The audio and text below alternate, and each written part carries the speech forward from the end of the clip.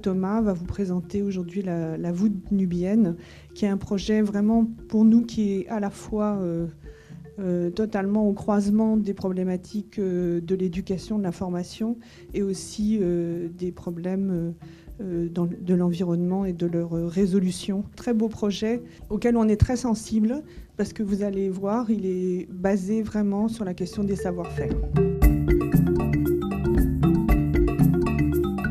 Toutes les architectures vernaculaires en Afrique sahélienne étaient autrefois basées sur des ressources ligneuses, bois, paille, perche, etc.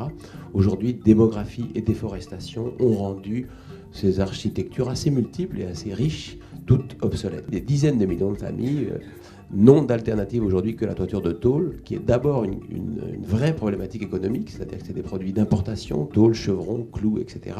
Quel est le coût d'une maison ? Le cash à sortir, c'est 120, 150 euros pour une maison, chambre-salon, 25 mètres carrés, qui est à peu près le bâtiment de base que peuvent attendre un jeune couple qui s'installe ou une famille qui agrandit ces bâtiments. Ce qu'il faut comprendre que cette somme, 120, 150 euros, ça représente uniquement la somme en cash à sortir pour payer le maçon et sa petite équipe, une, deux, trois personnes maximum, qui sont la main-d'œuvre spécialisée. Tout le reste du bâtiment va être payé, amené sous forme de travail, sous forme de main-d'œuvre non qualifiée par le client lui-même. Et ça, c'est très important. La tôle, vous êtes obligé de passer par le cash, un cash qui disparaît d'ailleurs des économies familiales, locales ou nationales, alors que là, vous payez un maçon dont les moyens financiers vont être réinjectés dans l'économie locale, et surtout, vous produisez beaucoup. 70-75% du bâtiment peut être produit par le client lui-même, comme ça s'est toujours fait, par le travail familial, par l'entraide des voisins, de la communauté, etc. Tous les matériaux sont locaux. Alors quelquefois, souvent les grosses briques, celles qui font les murs, sont faites dans la zone à 500 mètres, 1 km, 2 km du chantier, transportées par des charrettes avec des ânes. Souvent les grosses briques sont faites près du marigot, comme on dit au village, un endroit où il y a de l'eau, terre et eau. On fabrique sur place parce qu'il y a l'eau, il y a la terre, et puis après on les laisse sécher sur place et on les amène au chantier. Et puis les petites briques qui permettent la voûte, qui sont faites avec des terres encore mieux choisies, avec une façon encore plus sûre, et sont faites sur le chantier sous le contrôle du chef de chantier. Comment ces maçons sont formés ? On apprend son métier. C'est d'ailleurs très très vrai à mon avis dans des métiers comme les métiers du bâtiment. On apprend ces métiers en le pratiquant.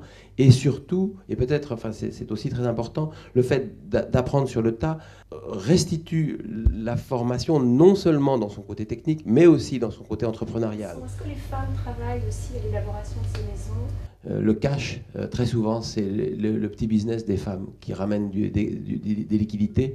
Et donc l'achat des tôles, par exemple, des chevrons, etc., impacte considérablement les économies des femmes. Donc ça, c'est une première chose. Deuxième chose, la décision de la construction appartient à la famille, et la femme, plus ou moins, mais quelquefois, on l'espère en tout cas plus que moins, participe de cette réflexion. Troisième chose, le programme de la voûte nubienne met des hommes au travail au service des besoins des femmes. Nous n'avons aucune ambition à ce que les femmes deviennent des maçons. C'est un métier d'homme, c'est un métier extrêmement pénible, et les femmes font déjà à peu près 95% de tout le boulot en Afrique noire. Donc on va peut-être pas leur en rajouter. Voilà. Est-ce que d'autres qualités sont apparues par la suite dont vous ne doutez pas au départ ? La fierté. Les gens qui se lancent dans cette construction sont souvent des gens qui ont un petit peu plus de courage, un petit peu plus de vision à long terme. C'est très important. Et donc, quand tu t'es engagé il y a quelques années, puis tu es toujours chez toi, les gens n'arrêtent pas depuis des années de défiler chez toi pour voir ce truc incroyable dans lequel tu habites, eh bien, il y a une forme de fierté. On sent, ça c'est peut-être quelque chose qui est important. Voilà. Je dirais ça, la fierté, peut-être quelque chose auquel on n'avait pas pensé et qu'on lit aujourd'hui plus facilement.